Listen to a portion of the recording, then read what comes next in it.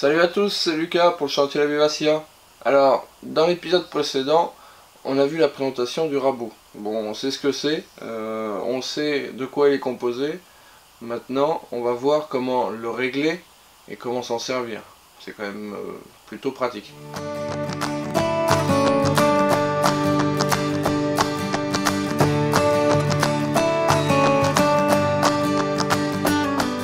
Donc j'ai décidé de prendre celui-ci, c'est un rabot à replanir avec un réglage de type Norris. Il n'y a pas une très grande différence, de toute façon je vais jongler sur plusieurs rabots pour pouvoir vous montrer les différents avantages des autres réglages. Pour commencer, il y a plusieurs façons pour régler le rabot. Alors, on commence par desserrer légèrement le presseur. Il faut juste qu'il soit un tout petit peu maintenu, il faut que le fer soit un tout petit peu maintenu. Et on va remonter la lame à fond. Donc théoriquement elle est déjà remontée à fond. Vous la faites, vous devez avoir une surface claire. Si vous avez une feuille blanche, vous mettez une feuille blanche en dessous. Vous commencez par faire sortir la lame relativement exagérément. Une fois que vous la voyez, normalement on voit un trait noir.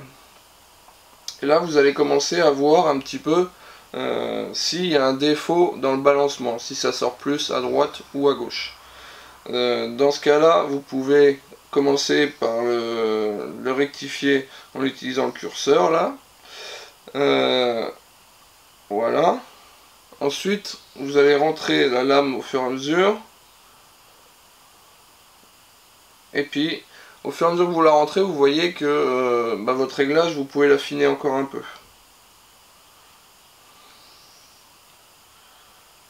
Jusqu'à ce que la lame disparaisse quasiment.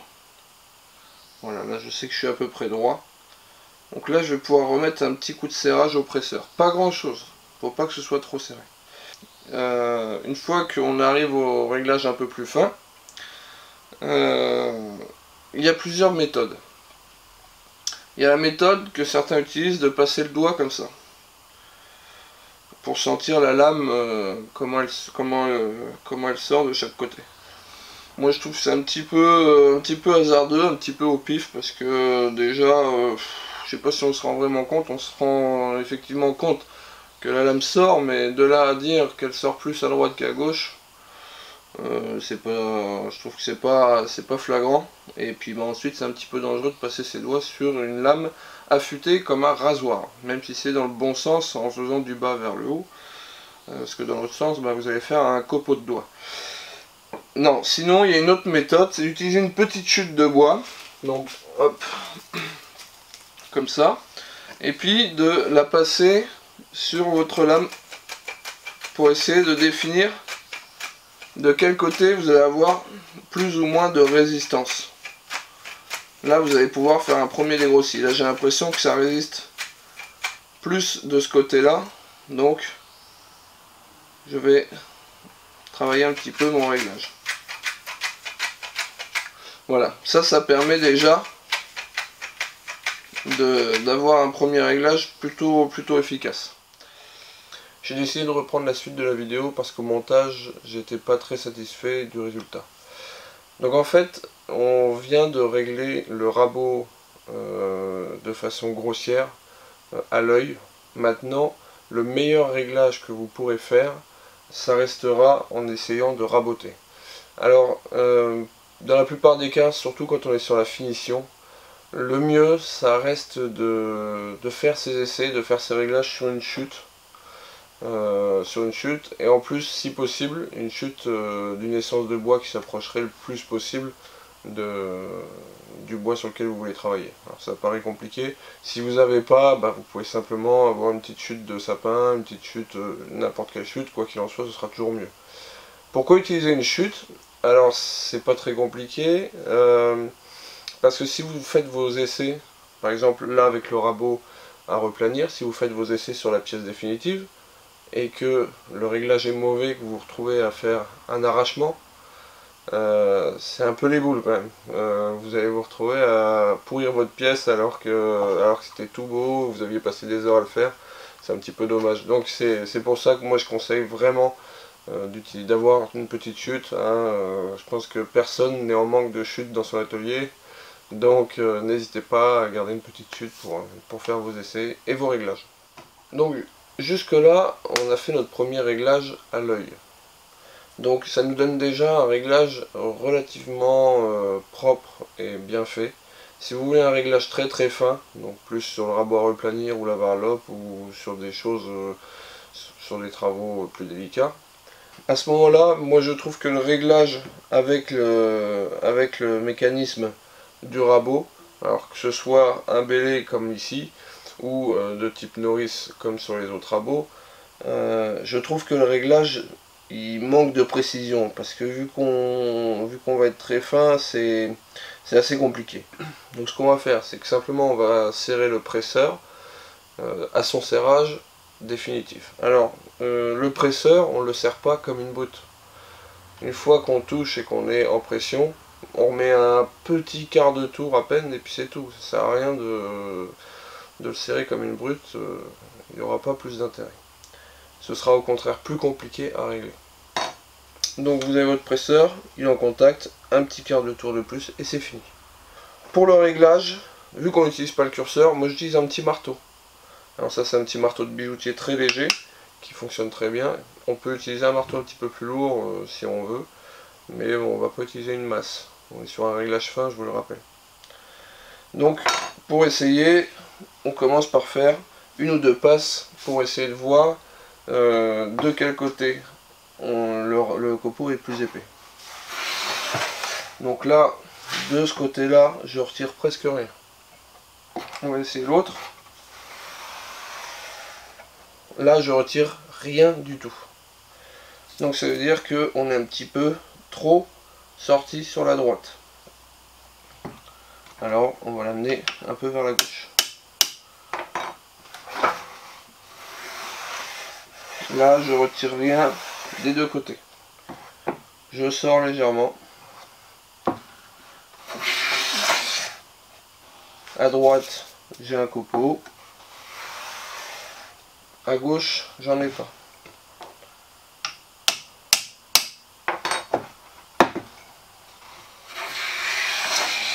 Là j'en ai un très fin qui commence à se former à gauche. Et à droite je suis plus épais quand même encore. Donc on continue.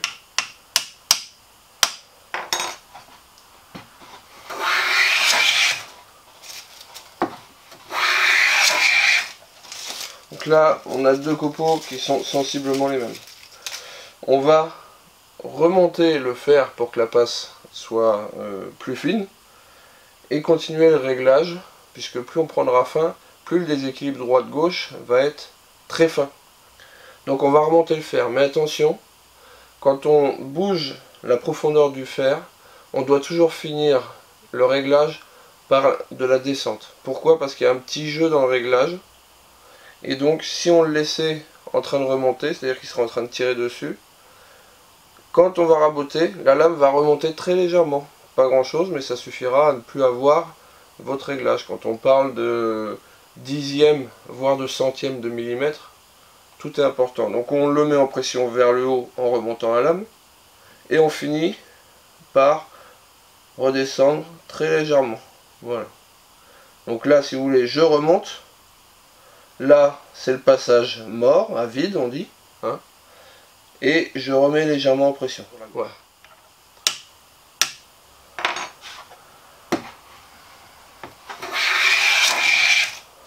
Voilà, là, je pense qu'on devrait être pas trop mal. C'est parfait. Donc là, on a des copeaux relativement fins. Je vais pas aller jusqu'au plus fin possible. C'est la même opération, ainsi de suite, jusqu'à temps qu'on soit arrivé à la finesse désirée. Voilà. Donc, on a appris à régler nos travaux convenablement. C'est très bien, maintenant il serait temps de raboter, parce que c'est un petit peu pour ça qu'on est là et qu'on a acheté un beau rabot et qu'on veut s'y mettre. Donc pour le rabotage, il y a quelque chose qui est très très important dans un premier temps, c'est le sens du fil. Alors le sens du fil, ça va être quoi? Le bois en fait c'est comme un tas de paille, vous voyez. comprendrait qu'on voudrait découper dans le sens de la longueur. C'est-à-dire que si les pailles sont verticales, tout va très bien se passer. Si les pailles, on les prend à rebrousse-poil, elles vont se soulever. Et là, on va avoir tendance, au lieu de les couper, à les arracher. Et si on les prend dans le sens du poil, elles vont avoir tendance à se coucher. C'est pour ça qu'on dit qu'on couche le fil ou qu'on redresse le fil. Donc, en clair, si on rabote dans ce sens-là, il faudra que le fil soit dans ce sens-là, pour pouvoir, avec notre lame, le coucher. Donc pour ça, on regarde simplement la tranche du bout de bois, et on voit dans quel sens est le fil avec les rayons médulaires du bois. Pour raboter de façon efficace, sans trop se fatiguer, on doit utiliser pas seulement les bras. C'est pas qu'une affaire de gros bras, le rabotage. Pour ça, il faut avoir une hauteur de travail adéquate. Donc en général, la bonne hauteur, c'est au niveau de la main. Donc du poignet au bout des doigts, ça c'est selon la préférence de chacun. Plus ça va être bas, plus on arrivera à mettre notre poids au-dessus du rabot pour éviter d'avoir appui avec nos bras. On mettra plutôt notre buste au-dessus du rabot. Donc ça c'est pour la hauteur. Ensuite, il faut se servir aussi des jambes et de son buste. Donc c'est pas seulement les bras qui poussent le rabot, c'est aussi les jambes et le buste, ainsi que les bras bien sûr, mais il faut faire travailler tout le corps. Si vous faites qu'avec les bras, au bout de 5 minutes, je vous promets que vous allez être en nage et vous allez peut-être même poser votre rabot sur un coin de l'établi ou dans un coin de l'atelier, vous n'y retoucherez pas. Donc il faut faire travailler un peu tout le corps, sinon vous ne tiendrez jamais la cadence pour une séance de rabotage qui dure 1 heure. Donc on se met assez écarté, les jambes assez écartées pour pouvoir commencer relativement tôt, en appui sur une seule jambe, et finir relativement loin devant, en appui sur l'autre. Et après, les bras font la fin du mouvement. Donc si on reprend, on se met légèrement en arrière, mais en général on commence avec le rabot au niveau de soi, au niveau du nombril. On commence comme ça, en appuyant plutôt sur l'avant, sur le pommeau en début de passe. On appuie sur le pommeau. Une fois que toute la semelle est dessus, on peut appuyer de façon égale sur le pommeau et sur la poignée. Et on va finir en appuyant seulement sur la poignée. Sinon on va avoir tendance à planter le rabot. Et au même titre, au début, on va avoir tendance à le mettre, à le basculer en arrière. Donc on commence en appuyant fortement sur le rabot, les deux mains, et on finit en appuyant fortement sur la poignée. Donc ça donne ça. On commence bien en arrière, les deux mains, et on finit en appuyant sur le pommeau. Si on reprend un petit peu à une vitesse normale, vous voyez, moi je finis en ouvrant la main. Donc je commence en appuyant fortement et je finis en ouvrant la main. Donc vous voyez aussi le corps, il y a un basculement au niveau des jambes et après le bras finit le mouvement. Donc on commence relativement en arrière, là j'exagère bien sûr, on commence relativement en arrière, on avance les jambes pour commencer et les bras font la fin de la passe. Et vous voyez là, mes épaules sont au-dessus de ma pièce de bois à travailler. C'est-à-dire que c'est mon buste qui appuie sur le rabot. Voilà. Ensuite, pour les passes successives, certains vous diront de faire votre passe, soulever le rabot et reprendre. Ça peut être valable pour les travaux très délicats. Maintenant, pour la moitié, voire les 3/4 des travaux, quand vous allez vous amuser à faire des passes successives, c'est un effort donc, qui peut paraître vraiment anodin quand on fait 3-4 passes, de soulever le rabot et de le reposer. Mais quand on fait beaucoup de passes, je vous promets que le soulever, ça fait quand même entre 1,5 kg et puis 3, 4, 5 kg. Bah, c'est pas négligeable. Donc, moi en général, je fais mes passes en le laissant dessus. Voilà. Donc je vais assez rapidement vous présenter les 3 ou 4 rabotages types pour que vous sachiez comment est-ce qu'on les appréhende.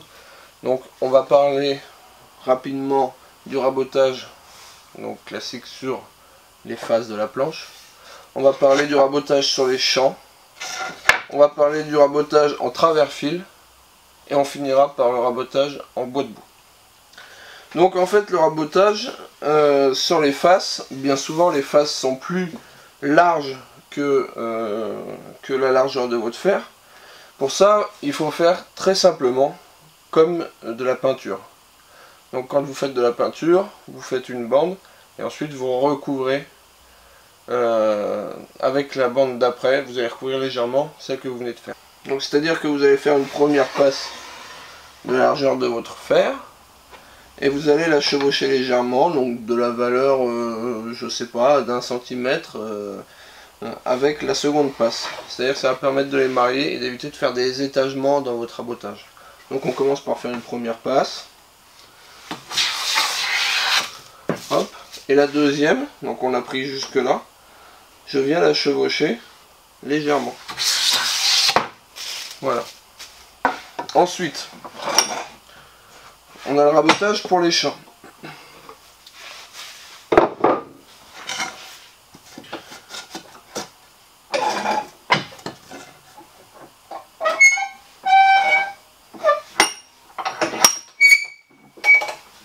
Alors les champs, c'est différent. On est bien souvent sur du travail sur des surfaces étroites. Il va falloir travailler selon ce qu'on a à faire avec soit le centre du rabot, c'est là où on arrivera à mieux positionner notre pommeau, soit avec les côtés si on veut raboter plus un bord qu'un autre. Donc c'est à dire que si jamais mon équerrage n'était pas bon, qu'il faille raboter légèrement le bord là, je vais avoir tendance à raboter plus sur le côté ici. Voilà. Le problème en fait c'est que si j'appuie sur mon pommeau, mon rabot il tient pas. Donc quand on est sur les rabotages de champ, souvent, on va travailler sans appuyer sur le pommeau, on va appuyer directement sur la semelle, et le reste des doigts va venir affleurer le bord de la planche, de façon à pouvoir faire comme un guide parallèle en fait. Hein, donc on va pouvoir poser notre rabot comme ça, en gardant nos doigts dessous. Ça fera un guide parallèle, et ensuite ça permettra de ressentir un petit peu mieux le travail qu'on fait. Voilà. Donc vous faites le nombre de passes dont vous avez besoin. Et on va finir par un rabotage plein. Vous voyez là je retire toujours qu'un bout, donc ça veut dire que j'ai pas encore aplani l'ensemble de la surface. Voilà, là on est bon. On a fait toute la surface. Le rabotage à travers fil maintenant. Alors, le rabotage à travers fil, c'est un petit peu particulier. Donc, vous vous souvenez l'image des pailles que je vous avais donnée tout à l'heure. Là, on va pas les couper dans le sens de la longueur, les pailles. On va les couper en travers. Qu'est-ce que ça va faire? Ça fait qu'en fait, on va pas avoir un beau copeau. On va plutôt avoir plein de petites écharpes, on peut dire. Ça va faire... Il n'y a rien qui va se tenir. Là, vous prenez votre copeau, vous tirez dessus. Bon, bah pas là. Mais là, vous prenez votre copeau, vous tirez dessus. Il tient, il n'y a pas de souci. Là, quand je vais raboter un travers fil, je vais trancher dans le fil. Donc là, voilà. Vous voyez, à travers fil, ça nous fait pas du tout un copeau. En fait, on voit bien que là, les pailles, on les a tranchées en travers. Et du coup, il n'y a aucune continuité entre elles. Là, c'est parce qu'on a coupé toute la paille sur toute sa longueur. Donc elle se tient toujours autant. Là, on les a coupées en travers, il n'y a rien qui se tient. Voilà. Donc, le rabotage à travers fil ressemble à ça. Donc, après, pour le rabotage, bah, c'est comme pour le reste. Il faut chevaucher les passes l'une par rapport à l'autre pour éviter de faire un peu un escalier pour avoir quelque chose de bien droit.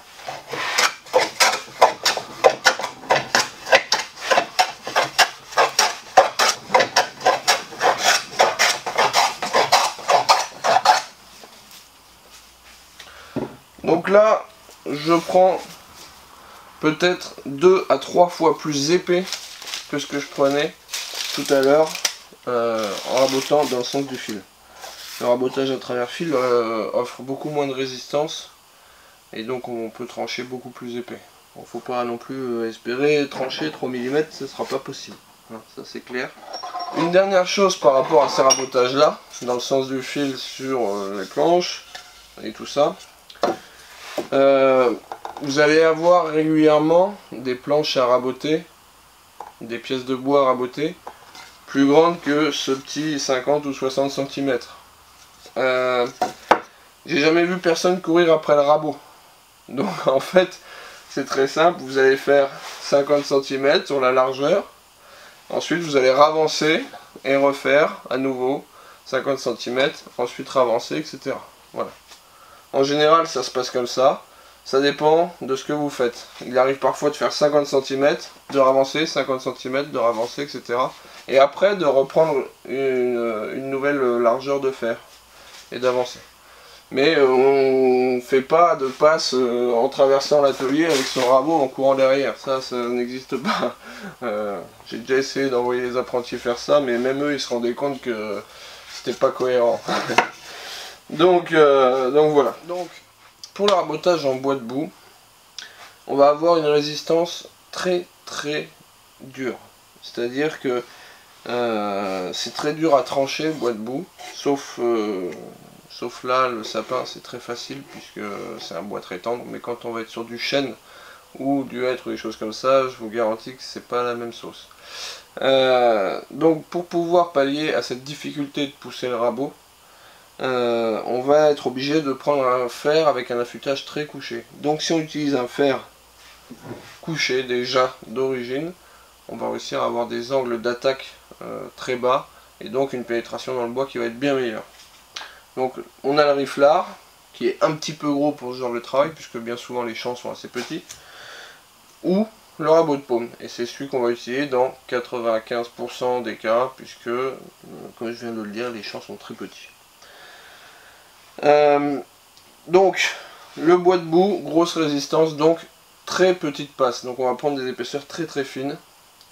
On n'a pas le choix.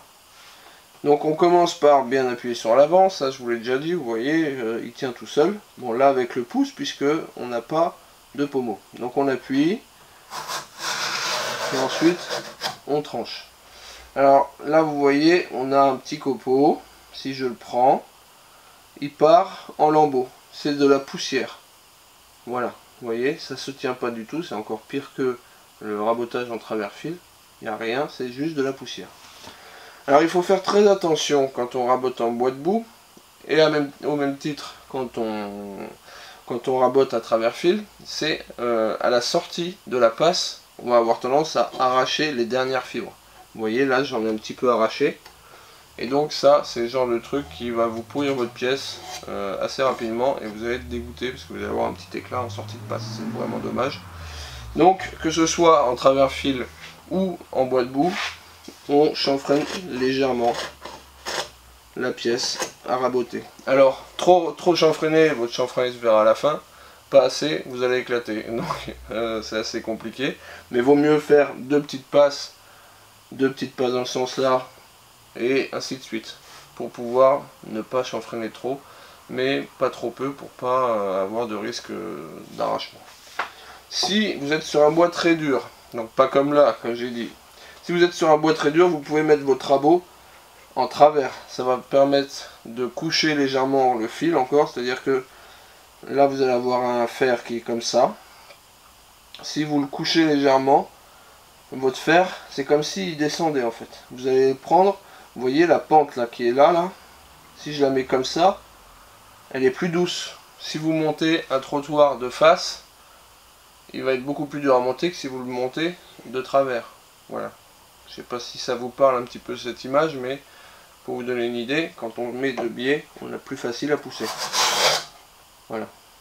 Donc, de biais, il n'y a aucun problème, surtout dans du sapin.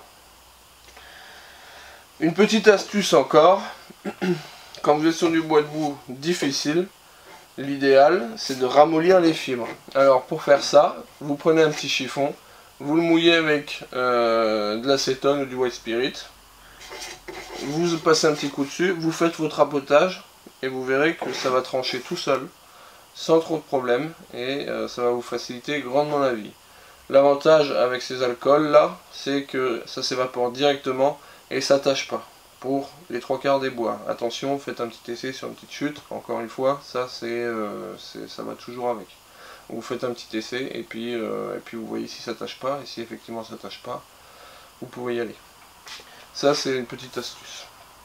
Une dernière petite chose, quand vous avez fini de vous servir de vos rabots, quand vous avez fini votre séance de travail, avant de quitter l'atelier, la chose la plus importante, c'est de nettoyer vos outils. Alors ça ne concerne pas forcément que les rabots, moi je nettoie tous mes outils.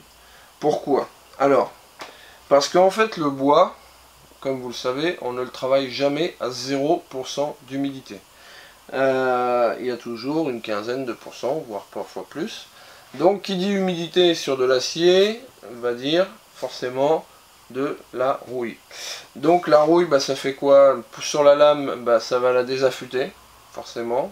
Il y a le bout qui va s'oxyder, donc on n'aura plus un tranchant rasoir. Sur la semelle, ben, ça va faire que on va avoir un glissement qui est beaucoup moins important. Et en plus, en dernière chose, c'est que ça va être très disgracieux. Donc sur celui-là, vous voyez, j'ai des petites traces là quand même, certaines petites traces. C'est pas très grave, hein, on peut pas non plus garder un outil dont on se sert dans un état neuf, c'est très compliqué. Mais on peut essayer de faire le maximum pour éviter ce genre de désagrément. Donc, ce qu'on fait, on prend un pinceau qu'on a qui sert à ça, puisque de toute façon, on va lui faire très mal. Donc, on retire tout ce qui traîne, un peu partout.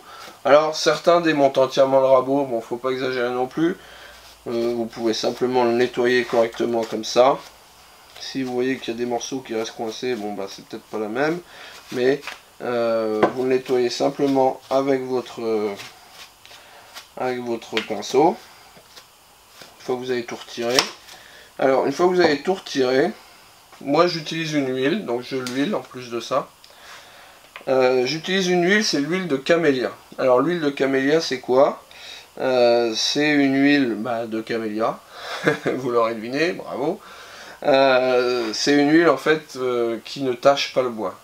Donc c'est à dire que vous allez huiler vos outils, et demain quand vous allez revenir dans votre atelier, que vous allez voir vous servir de vos outils, vous n'êtes pas forcé vous n'avez même pas besoin de passer un coup de chiffon pour retirer l'huile, puisque vous pouvez direct raboter, il n'y a pas de souci, l'huile ne fera pas de tache sur le bois. Et ça c'est très intéressant, parce que du coup, l'huile protège le rabot, mais à côté de ça, elle vous pourrit pas vos pièces. Donc ça, c'est imbattable, donc voilà.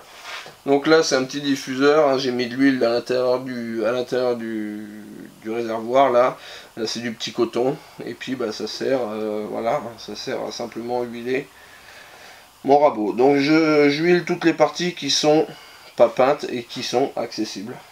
Donc les deux flancs, vous voyez là. Donc normalement je nettoie mes rabots alors qu'il n'y a pas de vacherie partout comme ça là. Hein. Ça paraît logique.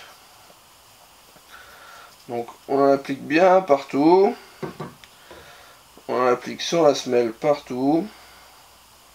Alors là vous remarquerez que j'ai laissé mon fer sorti pour tout simplement huiler mon tranchant en même temps.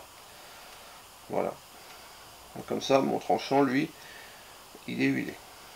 Donc après si vous voulez vous pouvez vous amuser à essayer de huiler les fers quand vous pouvez y accéder. Bon là il n'y a pas spécialement besoin. Donc là votre fer il est prêt à être rangé. Il est dans sa petite atmosphère graisseuse et il ne s'oxydera pas. Que vous reveniez le lendemain, que vous reveniez dans 6 mois, et il sera toujours dans le même état, il vous attendra pour travailler, toujours aussi tranchant. Donc voilà, cette vidéo est finie. J'espère qu'elle vous a plu, qu'elle vous a appris des choses. N'hésitez pas à me faire des petits commentaires, des petites suggestions, des choses que vous voulez savoir sur les rabots. Je vais continuer cette série, donc n'hésitez pas à me donner des idées. S'il y a des choses que je ne pense pas, n'hésitez pas à laisser un petit commentaire. N'hésitez pas aussi à vous abonner, à liker, et puis à aller jeter un coup d'œil si vous voulez avoir des petites news entre chaque vidéo sur ma page Facebook ou mon compte Instagram du même nom que la chaîne, Chantier La Vivacia. Et puis bah, je vous dis à une prochaine fois, et puis rabotez bien. Allez, salut!